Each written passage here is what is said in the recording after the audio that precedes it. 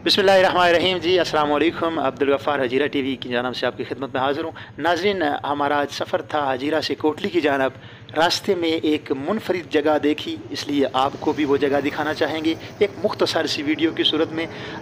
नाज़रीन, ये जगह या ये मुकाम है तत्ता पानी का। जी हाँ, तत्ता पानी, जिस तरह अल्फाज ही वजाहत हैं इस जगह की। तत्ता पानी इसको इसलिए कहा जाता है कि यहाँ पर इस जगह से गर्म पानी, उबला हुआ पानी निकलता है और ये सदियों से इसी तरह से निकल रहा है।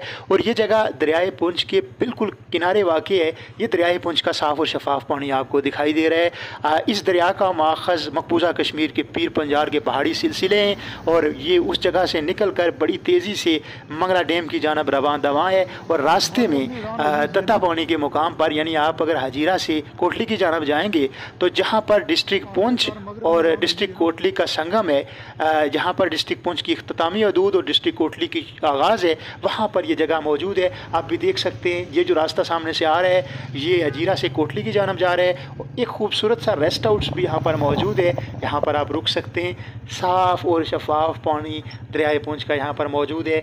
बड़ी खूबसूरत जायकादार और आला नस्ल की मछलियाँ भी इस पानी में पाई जाती हैं। और साथ इस पानी के हवाले से अगर मैं बताता चलूँ, ये गर्म पानी बहुत सारी बीमारियों के इलाज के लिए भी इस्तेमाल किया जाता है, जोड़ों के इलाज के लिए भी इस्तेमाल किया जाता है। इंशाल्लाह हम कोशिश करेंगे कि किसी दिन मुकम्मल इस जगह की डॉक्यूमेंट्री बनाएं, थोड़ी तहकीक के बाद, कि ये गर्म पानी निकलने की क्या वजूहत हैं। आप साथ देंगे, आप हमारी वीडियोज़ को शेयर करेंगे, कमेंट की सूरत में अपनी राय देंगे, तो हम ज़रूर ऐसा भी करेंगे। Thank you.